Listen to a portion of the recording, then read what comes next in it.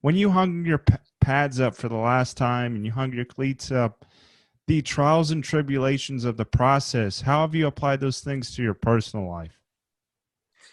Um, I apply a lot of it to my personal life because there's a lot of great lessons that you learn in a football environment, especially the higher you go up, because you get introduced to the business side of things and the business side of life, which is the biggest difference between high school and college ball or college and even professional ball is the business side of it.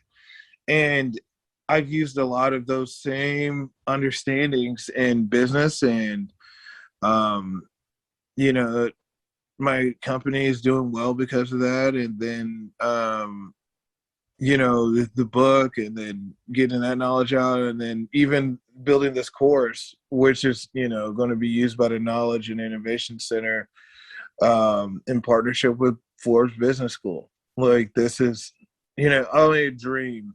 Um, this is like living a dream, literally. I couldn't imagine. I wrote this program for 3 years and then I let it sit for 3 more years because I just didn't have the confidence to get it out. And then a lot of reasons, how I even got it out in the first place were things that I learned from the environment. You need help, go get help. you need to push, go get someone to help you out. And that's why, I'm so thankful for my business partner, David Carter, and best friend, because, he helped me to see it bigger than what I saw. And he believed in me when I needed somebody. And it was, you learn a lot in that environment. And a lot of that really does transition over very, very well. It's just, there's a period of time where you're just trying to figure it out. And, it helps to have someone that can translate that for you. Definitely, man. Hey, write it on a piece of paper. Yeah. So, with your company in mind, what's your daily process that you go through? Oh man. So I work from home and I do everything from home. And so I wake up every day, I go for a walk. I've been trying to do more workouts, but I'm not gonna lie, I'm making a lot of excuses right now. A lot of I hear excuses. you, man. But a lot my day consists of usually about 9 to 10 calls. Um calling people for various different things because we have dealings with people in real estate, like apps, other entrepreneurs.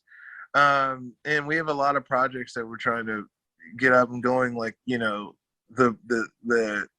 college course and then the book, and then we're gonna make more books, and then my buddy David's cookbook's gonna come out at some point.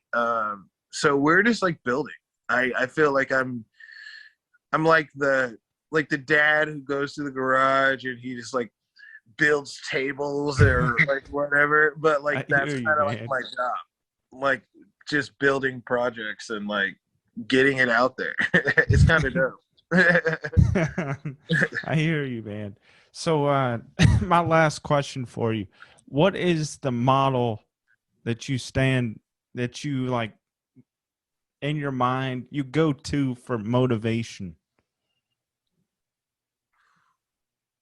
you know the model I go to for motivation, that's actually a good question because I can't say that I go, well, it's not necessarily one thing in particular. Like, in the book, I talk about, knowing your pearl, right? Which essentially is just knowing, who you are, why you're this way.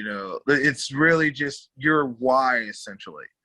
Like, why am I doing this in the first place? Why am I getting up out of bed to go and do this? Why am I trying to, like, where am I trying to go? Why am I trying to go there? I try to really keep my motivations in like a tight little ball close to me. Um, because, certain things might work better at different times. Like, for instance, when I play football, I could never play and to get motivated, think about my kids. Like if I ever thought about my kids, it would take me way out of the game. It would take me all over the place. Like, but when I thought about just being great, like as myself, that motivated me. But then some days that wouldn't work.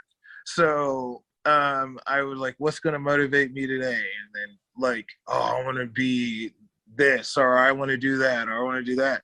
I kind of just go with what the energy of how I'm feeling in that moment. You know, how I'm feeling, what's the big thing that's sticking out, and I go with it and I use it. Because, you know, most of the time, especially when it comes to motivation, you know, you're not going to feel motivated 9 times out of 10. And you 9 times out of 10, you got to kind of use the energy you have to kind of get to the energy you want to use. So I usually just focus on where I'm at and then doing the next thing that's going to take me to where I'm trying to get to. If that made any sense whatsoever. Hey, I understand, man. This concludes our episode today, folks. We greatly appreciate the support. And if you're not a subscriber yet, hit the subscribe button and the notification bell to get all our up-to-date content. And if you like this video, hit the like button. We greatly appreciate it.